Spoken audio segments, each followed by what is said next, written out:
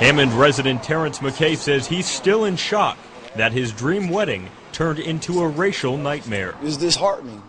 Seriously, you know, it's 2009 and we're still dealing with the form of racism. Terrence and the love of his life, Beth, say they've been looking forward to getting married for a long time.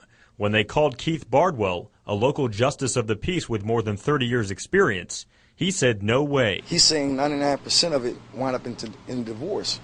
But how many people get married and winds up in divorce, you know, white or black? We spoke with Bardwell by phone after he declined to go on camera. He told us, quote, "I stand by my decision and it is my right not to marry an interracial couple. It's wrong," end quote.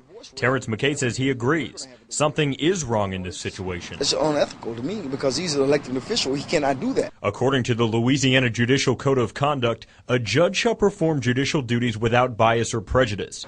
After being denied by Bardwell, the couple came here and was married in this room by another justice of the peace, Terry Crosby. I consider performing a marriage a privilege, actually, given to me by the Attorney General in the state of Louisiana. When asked what he would like to say to Keith Bardwell, good luck.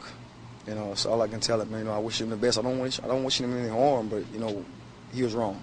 Well, there's new outrage this morning over the defiant justice of the peace who refused to marry a white woman and black man in Louisiana. And despite calls for his resignation, the justice himself says he's not going anywhere, that he's not sorry, and that in fact he's done nothing wrong. Let's listen.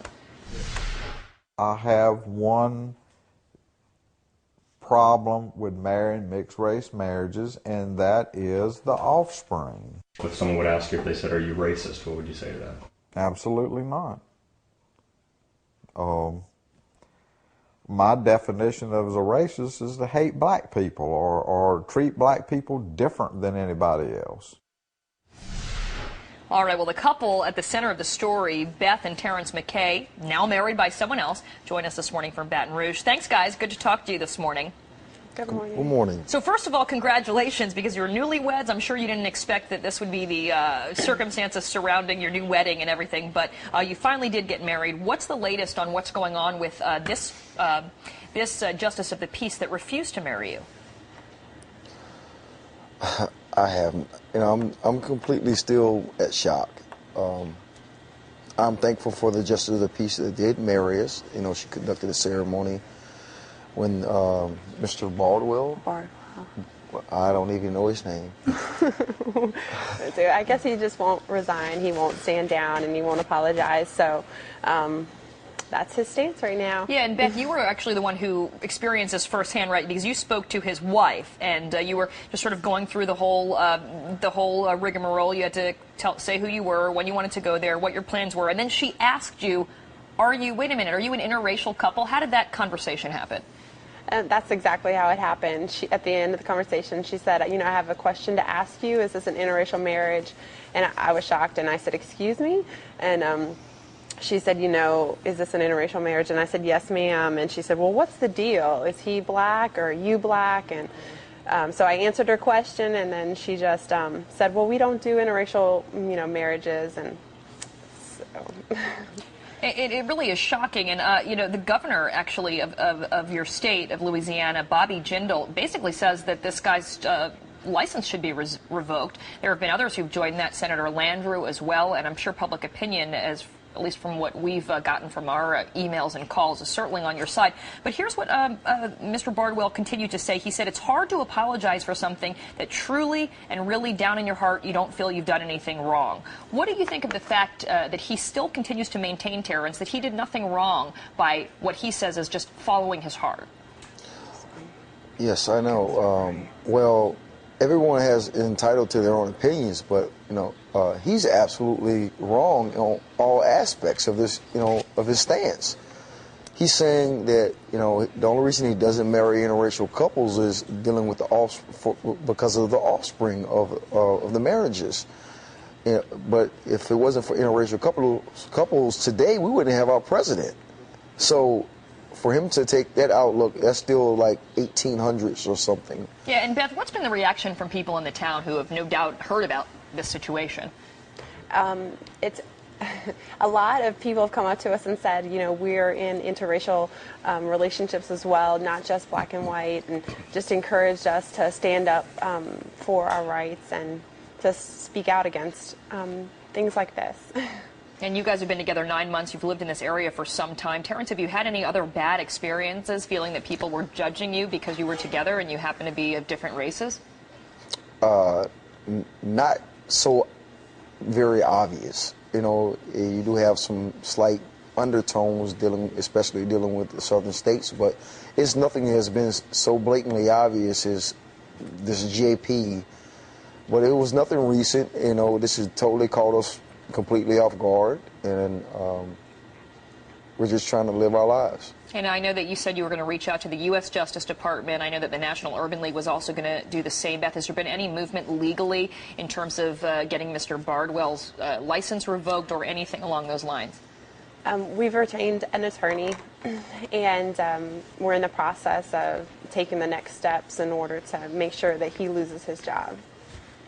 All right, well, keep us posted on how all of this goes. I hope that in the midst of all of it, you can enjoy, you know, your new wedding and your first year of life together as a married couple. So good luck with all of that, and thanks for racing over to get here for our interview. We appreciate it. Thank you. No problem. Thank you. When you called up this guy, Justice of the Peace Bardwell, and you heard him say, or they said, you know, we don't perform interracial wedding ceremonies, I mean, what did you think? I was shocked. I was beyond shocked. I really was speechless. I had no idea what to say. And what did you say to them? Well, it kind of progressed to that point when she said, you know, is he black or are you black? And when I told her that he was black and I was white, she said, well, we don't do interracial marriages. And I just was shocked. I just was so shocked I didn't know what to say. And I asked her if she knew anybody that did, and she said that I would probably have to go outside of the parish. And Louisiana's governor, Bobby Jindal, is calling to have this guy's license revoked. Louisiana Senator Mary Landrieu is calling for his dismissal. Do you feel vindicated, or I mean, what's your feeling right now? I guess it's kind of numb. We're just kind of hurt, you know, and this doesn't take care of the problem. He's been in his position for 34 years, so it doesn't take care of the problems that we have to deal with on a daily basis. Yeah, it's incredible to think this guy has been doing this for more than 30 years, and I mean, how many couples, there's no way of knowing, but I mean, there must be many couples who he has turned away. I'm sure there has, and I'm sure that people didn't go to him because they knew that he didn't do it, which it's so unfair, because he's projecting to the community that this is something that's not acceptable, that this is inappropriate, and in turn that makes people feel that it is inappropriate to date or to marry interracially. It's interesting, so you know, in the Supreme Court case that was overturned, the bans on interracial marriage back in '67, poor treatment of interracial kids was introduced as a reason to uphold that ban back then. And the decision obviously went the other way. This is the same reason this Justice of the Peace is giving. I mean, what do studies show? Do interracial kids have a tougher time in this country?